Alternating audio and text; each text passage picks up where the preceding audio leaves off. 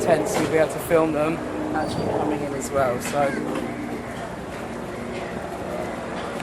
got CNN worldwide here at the moment. Right. I don't know if you fancy doing a face-on interview. And everyone have their number and their bell, so we know where we got them. So they will go to the exact place.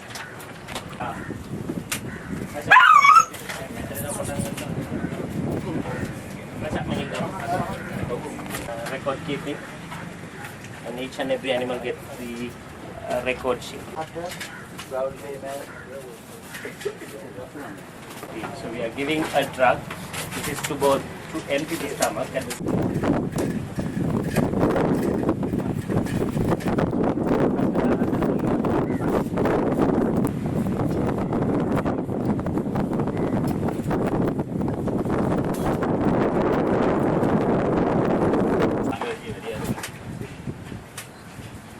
We have four surgeons working and operating.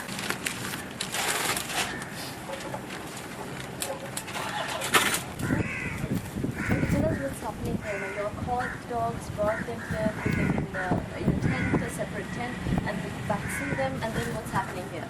yeah, just after the pre-medication, we give the anesthesia. So then they come into our preparation table. So from that, we do the preparation before the surgery. So just after the preparation, we bring them in our surgical area. So where we do the surgery. So here you can see this is a female dog. My colleague Dr. Namita is doing the female dog, and he's searching for the womb and the ovaries, and we remove both wombs and the ovary, and with that we do this sterilization surgery. Then this dog is going to have no pup anymore. So we use all the sterile instrument, including sterile blouses, and the whole area is sterile. So there won't be any infection or any complication with the surgery. So we maintain an IV drip where we give all the anesthesia and all the drugs, and including the normal saline fluids. So here we are doing the surgery for the female. So you can see another one is just after the surgery. It's a male one. So we remove both testicles and we stop free roaming, and with that we prevent the spreading of deadly disease rabies. So here we are doing for both male and cats. Sorry, both dogs and cats, for both male and female. So with that. We are using all the absorbable sutures where we don't need to remove it again. And the other thing is we maintain these record sheets, and for each and every animal we have this record sheet, and with that they have a special number, so it goes into their belt over here, and then we know the place where exactly we got it, and they will be sent back to the same place just after 100% recovery. So at the same time we put an ear notch. This will be a permanent identification. So with that, because they won't keep this belt for a long time, but this will be with them throughout their lifetime.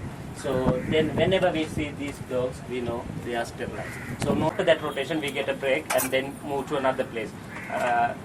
We started just after the tsunami, so we work nearly 6 years now, and we have done about 35,000 animals, and we were working in tsunami affected areas, but now we are moving to the flood affected areas also, and then to the war zone. So just after this program, we will be going back to Vaunia for another rotation. Right, thank you.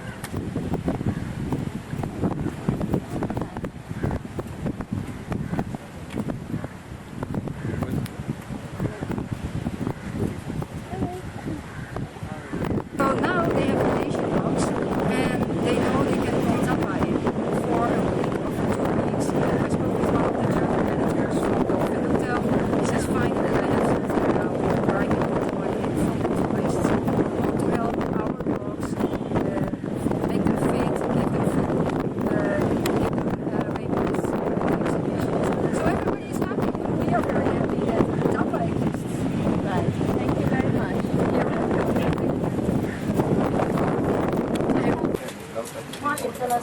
what's happening here and how you get involved with, these projects where you treat dogs and you look into the well-being of dogs? Well, it's a story of actually 10 years. I've been coming to Sri Lanka for 24 years, fell in love with the country and the people, and then decided to come and actually stay with the country and invest in it. So I have a tourist business, restaurant based in Negombo, dealing with tourists every day. And through that period of time, living here for 10 years, I see many, many sad stories, sad sights of dogs and cats throughout the island. What I wanted to do was set up a project called the Hope Foundation, where we can support other charities in the area. And what we can do then is neuter, vaccinate and rehome where possible dogs and cats in Sri Lanka. Right. What are you doing right now? What we're doing, I've been in a very fortunate position where we've actually been able to bring the TAPA team. They've been set up in Sri Lanka for the last 5-6 years. What we're doing this week, we're to have a 1-week event where we're neutering, vaccinating 200 animals in Negombo beachside. Right, and tell us about your whole project. You have some 17 dogs. I have 19 dogs now, 19 dogs and 3 cats, all of that I've saved and rescued over the time that I'm living in Sri Lanka. Also we have many, many sponsors, donors that help us. We then rehome, but also put dogs back into the local community, many friends of hope. Right.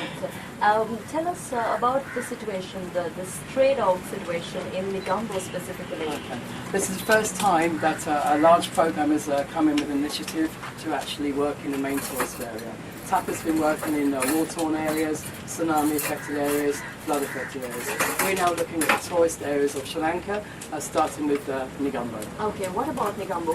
What is the situation? Negombo's situation is there are hundreds and hundreds of animals in need, and what they're doing obviously is populating. They keep growing, the size of the population is going more and more. So our aim here today, this week, and for the future is to stop the population growing. Okay, once we stop the population, it stops the spread of rabies, stops the spread of other diseases, and also when tourists are walking alongside the beach, okay, they want to feel safe. It's very, very important that they feel safe in our community. So what we do by vaccinating and neutering these animals, they're not vicious, okay? They're not like in a territory, the dogs are fighting against another dog, you're not having my girl. So what they do is we will then control the arguments with each other. Right, thank you very much, Martin. My pleasure, thank you very much. Apart from our CSVR program, that's Catch, Neuter, Vaccine and Release, we do the education program, especially for the school children. Here you can see we do school children with the education program, and at the same time we recently start going to the kindergartens where we teach some basic things and do some playing with kindergarten kids, and we have it in 3 languages, that is Tamil, Sinhala and English. So you can see our leaflets over here. So this is in Pothuil area where we reach a rural school and we teach them about the animal welfare and responsible pet ownership and some myths about rabies and some first aid treatment. So it's a good exposure, and at the same time we can give the message to the whole public. And the other thing is it's really difficult to change the attitudes with the adults, but it's really easy and it's the efficient way of changing the mind with the school children. So we are reaching them with the school children and with the kindergarten kids. The biggest problems that we are facing, very especially the hotels which are along the beach, and then there are two sectors. Some tourists they love animals, some they are afraid of animals. So when we have this, the stray dogs, stray cats hanging around, and sometimes it's very difficult for us to control because some of the guests they feed the dogs and they feed the animals. Then they come into the hotels. When some they don't want the animals coming into especially the hotels and the restaurant premises and all that. So I think Martin is doing a really extremely good job because I think what he is doing is neutering these dogs and the cats, and then also prevent all the increase of these animals. And also I think that's a very good thing for the neighbors also, because there is no control of proper control of the stray dogs and cats, and the municipality is doing bare minimum, I suppose, in Sri Lanka very especially, so this is a very good. What is the response you get from tourists? They're quite happy because they love animals. They don't want to see the animals, just unfed animals and the stray dogs hanging around and all that. I'm sure 99% of the tourists definitely love this project. Thank you very much.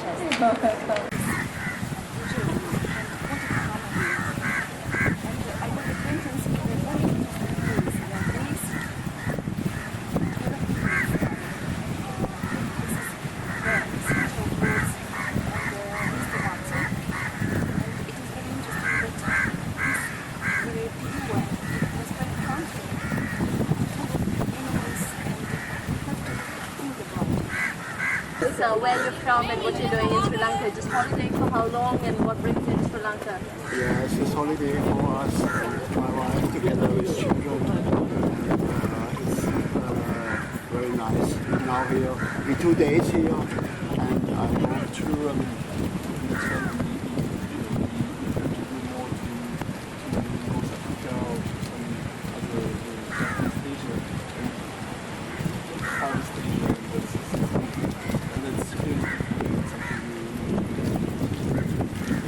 Right, thank you very much for your time. Thank you very much.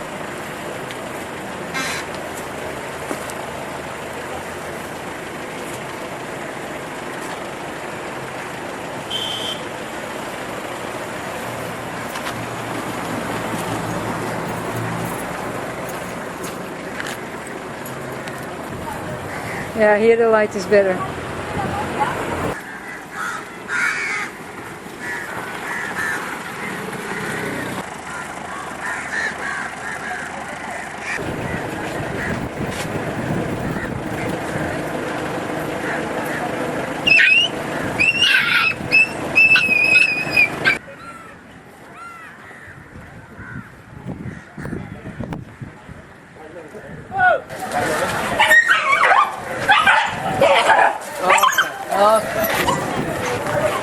The one who got away. Interview them.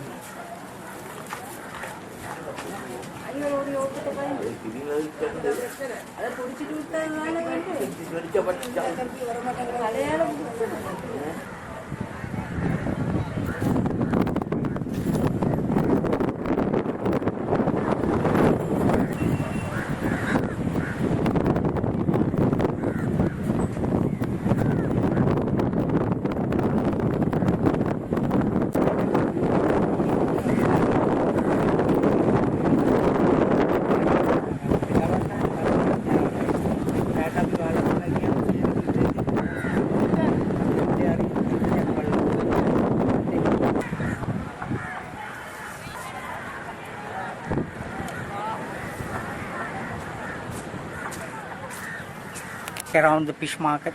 Yes. So as a fish market tourist guide. Aha. So I you get some- show everybody here what is going on. Some months ago I met the very famous chef in England. His name is Rick Stein. Ah, okay. So he came with this group. So he wanted to make the program about the dry fish and Yeah. cooking system of Sri Lanka. Yeah. So I met him. I was selected for his program. Ah. But what do you think about? Are there many stray dogs here? Yeah, I mean, according to my experience, minimum, if you go everywhere, but the time you came, you cannot see the real too much dry dogs, because now very hot. Yeah. But if you come morning 8, 9, so a lot of more than 100 Stray dogs? dogs, and more than 8 cats. So we have to come back. You know why you can see a lot of dogs are here? Because my neighborhood, Yeah. they have dogs. Sometimes they eat lays 5, 6 babies. But what they do, because sometimes they try to give some other people, some friends like that. But only the people they take boy. Ah. Yeah, the so all the they don't girls, take. yeah. So it's a problem to that people. Yeah. So what they do, some people the car or bicycle, they put in the bags. Yeah. Then they bring in night. Then they leave. In the and fish they go out. market. Ah, so that's why so many. It is growing, eating the garbage, some old fish like that. Yeah. So that's why you can see a lot of dogs with sickness, Yeah. not healthy. Yeah. So no medicine, no nothing. But TAPA will be here. Yeah, And we will so take care of it. It is it. nice. It's a golden opportunity for the Yeah. animals. You are here, but you take care Yeah, of the Mr. animals. Martin is all organizing that with his Hope Foundation. Yeah, but Mr. Martin. Because all the dogs now at the moment it went for the shadow. For the Because very shadow. hot, no? Yeah. Because sometime in the morning time, lot of vehicles are here. Yeah. When they park the vehicles, all the dogs under the vehicles for Yeah. the shadow. When they start, then only it jump and goes. Yeah. So now you cannot see much dog. We But will the come back when there are better dogs. time is morning 7, 8, 9, 10. It's a bedtime before the hot sun. Okay, thank you. Yeah. Tell us about tell us why you're here in Sri Lanka. I came to Sri Lanka first time on holiday 24 years ago and fell in love with the island and the people. Then about 10 years ago I decided to come to Sri Lanka and do an investment through the Board of Investment and Tourist Board, and opened up a project in Negombo, really focusing on the tourist area. Okay, and tell us about your Hope Foundation and the Hope Movement, the initiative. When I was actually building Lords, I come across one dog and 5 puppies. So I decided to take them and adopt them. And that really, my passion for animals, my passion for travel, everything combined, I then adopted them, and that was Hope was born. So Hope, and this one I have here is called Lucky, and this is one of Hope's children. So. Okay, you have 19 19 dogs and 3 adopted cats. And keeps growing. And is that why you've engaged with TAPA to bring this initiative to Negombo? I mean, there's only so much one person can do. I can only have so many animals. So now what we do is we're trying to rehome as many animals as possible into the local community. With TAPA, obviously we can now start addressing the more serious problems. We're addressing the population and rabies. That's why now we bring them to Negombo. What are the practical issues that you all face? Daily really is the volume, the number. I mean, just by TAPA going out with us yesterday, I mean, in most, I'd say 70% of the animals we picked up and caught ready for neutering were pregnant and have babies. So it just shows that the problem is there, just generating more and more animals into the area. Any question? And how about your Hope? You have big plans for Hope. It's always been a dream and a passion, as I said, and what I would like to do is to find a rehoming, an area where we can put animals, rehome them through the internet, get them sponsored through tourists visiting the island. They can then basically get updates on their dog that they sponsor and follow it through. And then really then we say, just putting the animals back into the community in a safe environment that they can enjoy and be happy and live their lives. Right, thank you very much. My pleasure. Thank you very much.